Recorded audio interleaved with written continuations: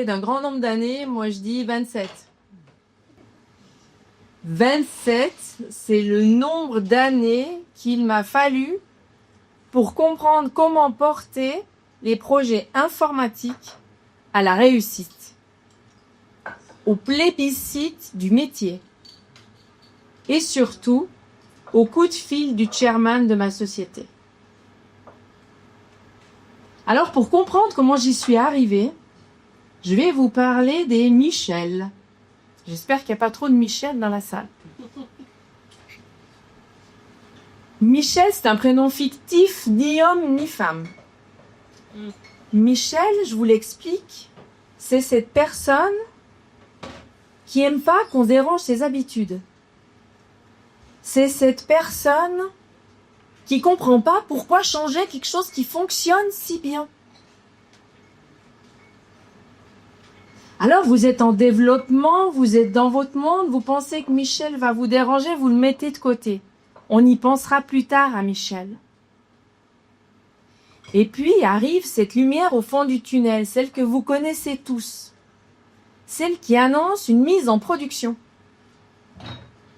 Et là, vous rassemblez toutes les parties prenantes dans une salle de test, aujourd'hui en visio.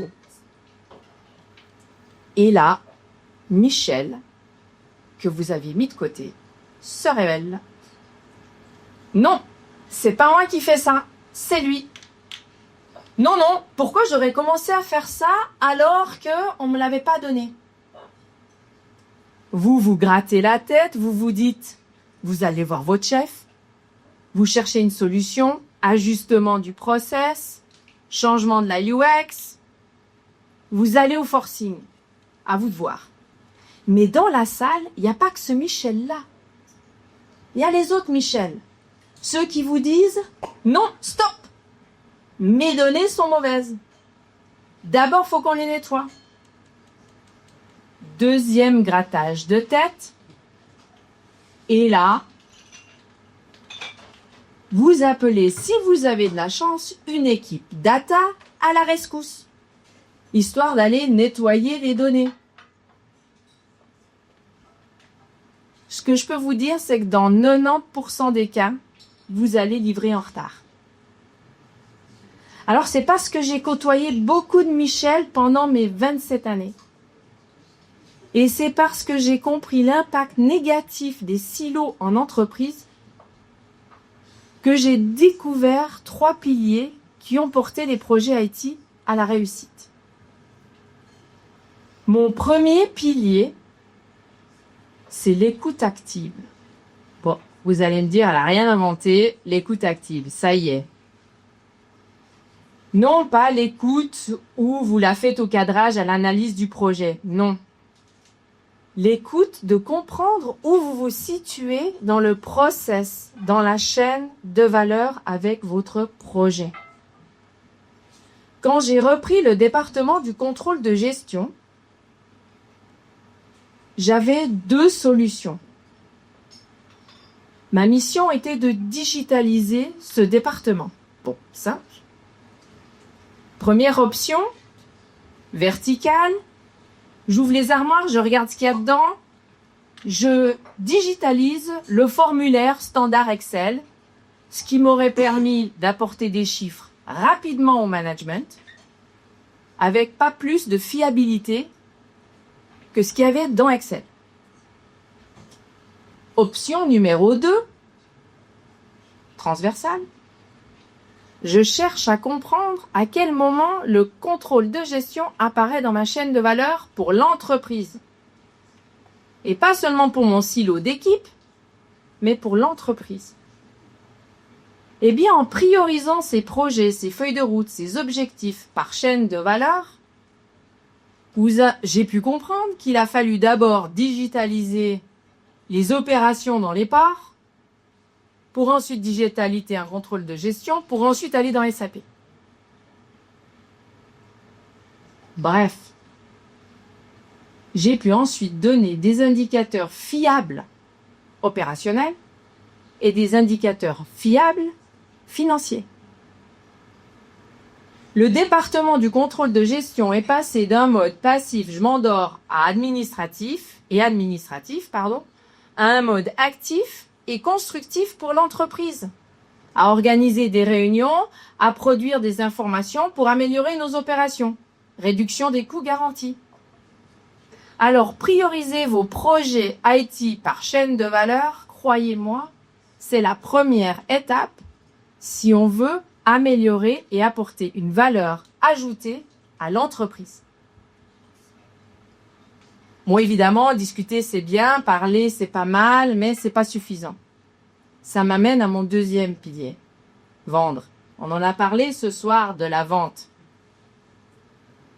Vendre, c'est donner, mais pas à n'importe qui et n'importe comment. Vendre, c'est donner en interne avec un cadre en amont du projet. Pas J-1, en amont du projet. Oser montrer la non-conformité des données, la non-complétude, la non-validité et surtout, montrer les doublons.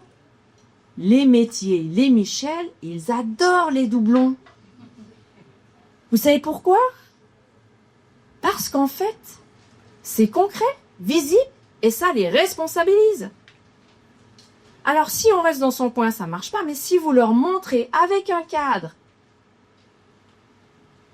guillemets de gouvernance, sur vos données, vous allez voir comment les Michel, ils écarquillent vos yeux et tous les rôles que vous cherchez, le data steward, le data owner, le business owner, ils tombent, ils coulent tout seuls. C'est logique pour eux. Vendre, c'est créer le partenariat avec les métiers.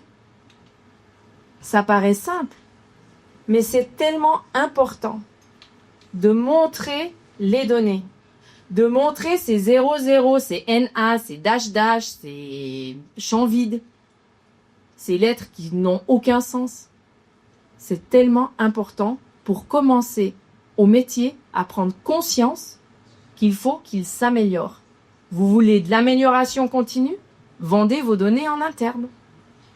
Montrez-le. Mais ne les vendez pas à J-1.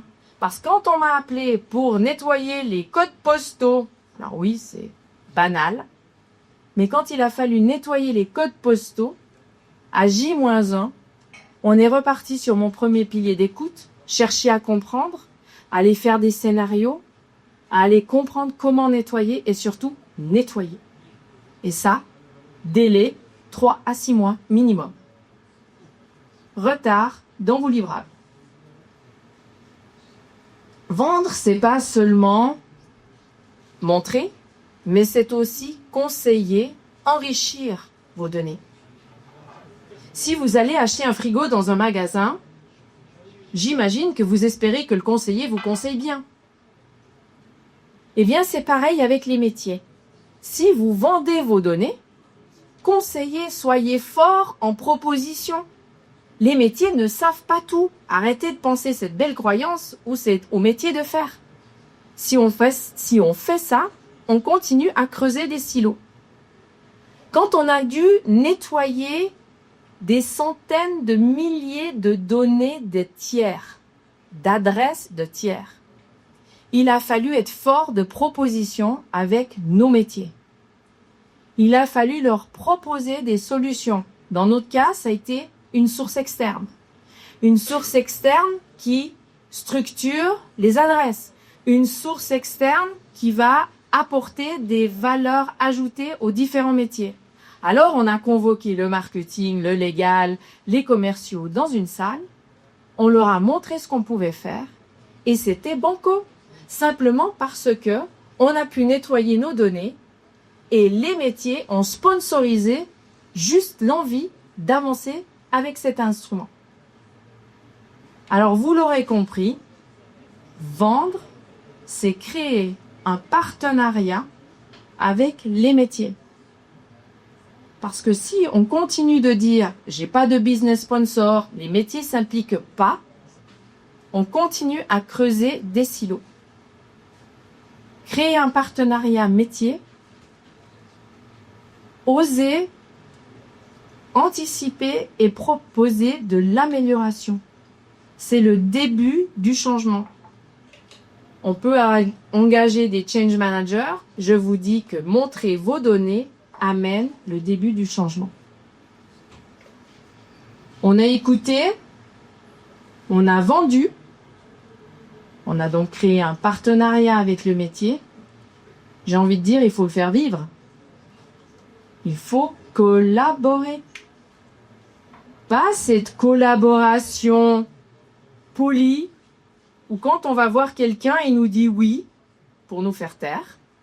Comme ça, il reste dans son silo, personne ne peut l'atteindre. Il ne nous parle pas simplement parce qu'il a peur de sa perte de pouvoir, parce qu'il a même peut-être peur pour son job. Je parle d'une vraie collaboration, celle où il y a un mélange d'expertise, celle où on tire tous à la même corde, pour un même objectif, avec une vision qui est donnée. Quand on a nettoyé nos centaines de milliers d'adresses avec cette source externe, la finance est venue toute seule nous voir et nous dire « Je veux rentrer dans ton process ». Il n'y avait plus qu'à industrialiser le process, j'ai envie de vous dire. Et surtout, on avait l'outil pour collaborer. Un business sponsor impliqué, un project manager côté business totalement volontaire et pragmatique, une équipe data gouvernance soutenante, forte de propositions et médiatrice, des équipes ETL, développement et architecture, tout autant soutenantes et proactives. Tous ces gens dans une même pièce, sans silo, ça peut juste que marcher. Et c'est ce qui a fait qu'ensemble, on a décidé d'une date de mise en production, que cette date a été respectée, que tout le monde est monté sur le pont pour gérer le support, et qu'à la date X, 700 utilisateurs ont pu être intégrés dans le process du monde entier. Alors, je pourrais encore en parler longtemps de toute cette collaboration, vente et écoute qu'ils vous font. Mais ce que j'aimerais que vous reteniez ce soir, c'est que réussir ces projets informatiques, et j'en ai vu beaucoup, c'est tout d'abord penser transversale, chaîne de valeur. Mixer la verticalité des projets avec une transversalité. Pensez chaîne de valeur. Vous intégrerez une notion de profit à l'entreprise et pas uniquement à une équipe. Vendre ces données en interne, ça veut dire beaucoup de choses. Mais la chose qui est importante de retenir ce soir, c'est que vendre, c'est créer l'adhésion du business. C'est créer le partenariat qui nous manque. C'est oser montrer ce qui se passe, que le métier ne sait pas, qui est sous la table. Sans jugement. Et le troisième, c'est évidemment collaborer activement autour de ces sujets. Mettez des équipes, cassez les silos. Allez sur un objectif commun, tirez à une corde ensemble. Ça paraît utopique, mais c'est ce qui a fait que tout fonctionne à un délai donné. Donc, vu que je pourrais vous en parler longtemps, j'ai créé mon deuxième e-book parce que j'ai eu besoin de réfléchir à tout ce qui s'était passé pendant ces 27 ans.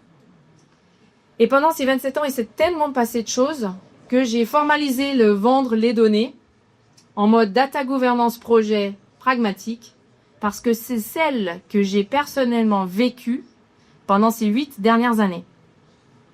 Et j'aurais aimé avoir quelque chose qui me permette de m'orienter, qui me permettent de soutenir mieux les projets.